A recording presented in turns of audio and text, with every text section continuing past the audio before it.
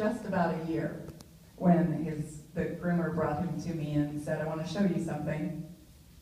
And she turned him around to show me this little bump on his rear end. Now, I pet my dog in a lot of places, but that is not one of them. So I hadn't noticed it, and I said, oh yeah, it looks like a little bite. And she said, I know, but it was here the last time I groomed him, and that would have been 8 weeks before. So I immediately took him to the vet, but never in a million years did I think he was going to tell me that the dog had cancer. I wasn't aware. I never, at that point in time, no one in my family had ever had cancer. I didn't have any experience with cancer, let alone that dogs get cancer. I now know 1 in 3 dogs get cancer past the age of 5, so it's a really high number, but I did not know that then. So it was what's called a mast cell tumor, which is like a skin cancer. So they told me that with surgery and chemotherapy, he would live a year.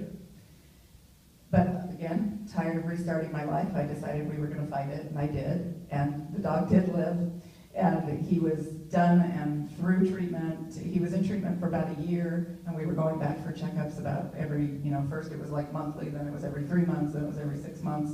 And we got to 3 years out, which is 21 years in dog years, and they said, he's good. They released him from treatment, and I think we got about 2 months before I found a lump in my right breast, and back we went again. Different oncologist.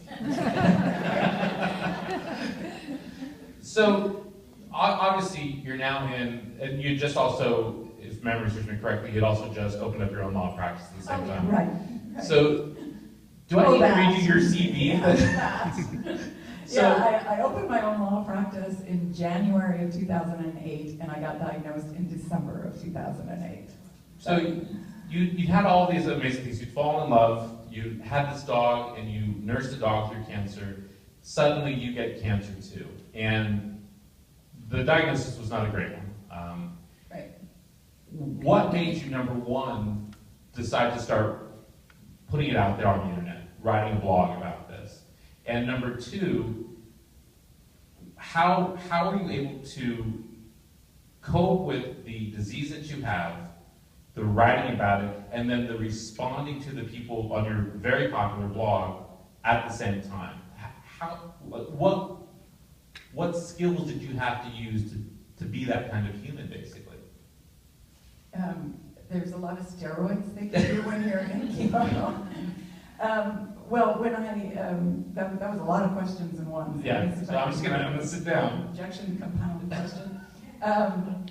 So, how did I decide to start blogging? Thank you, the lawyer in the audience.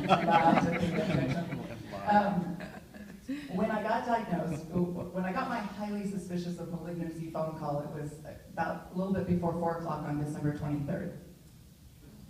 Right. I don't know why they bothered to call it. For the Jews in the audience, that's the day before Christmas Eve.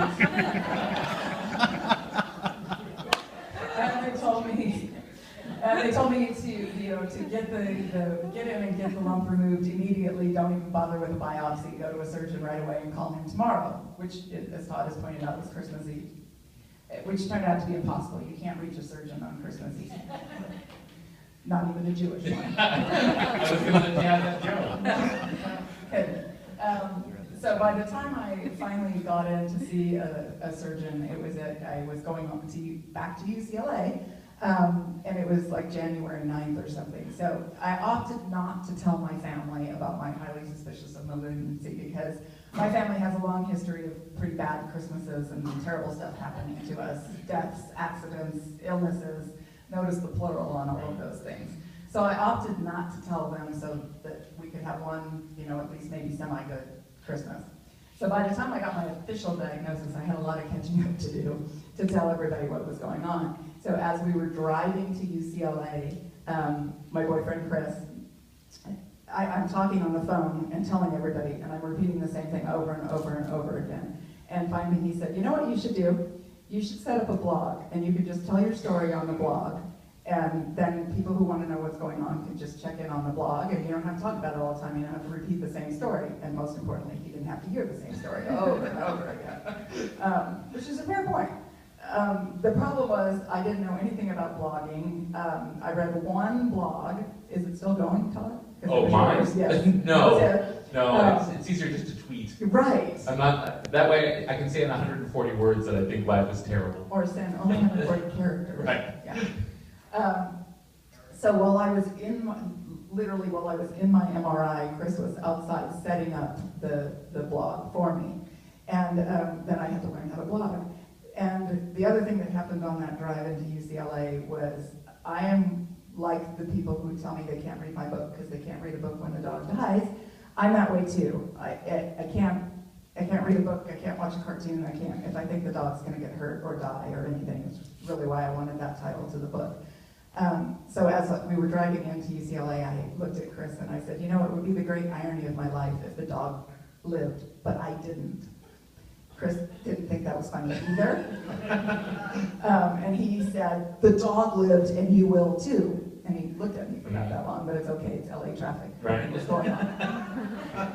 And so that's what he set up. That was the blog he set up, was The Dog Lived. That was the name of the blog. So that kind of became my mantra as I was going through. And I honestly did just think, I'm going to update this blog and let everybody know what's going on. But it, like I said, it became kind of therapy to me. And then all of a sudden, I was hearing from other, either people going through breast cancer or knew someone who was going through breast cancer. And then lots of people that I didn't know, some with interesting comments.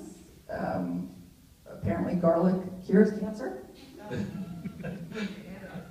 Lots of things like that. And then... Unless you're a vampire. Which is my point. It's a complicated joke, but it's your head just... It's complicated. Forget it. It's great.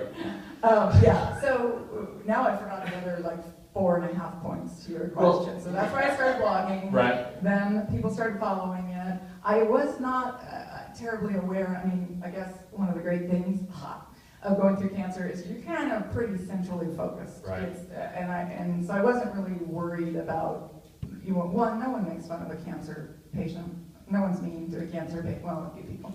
But for the most part, so I wasn't like worried about backlash or what people were gonna say or what people were gonna think. I'm going through freaking cancer, people, get off my back. So I didn't worry about that, which I guess was freeing in a way.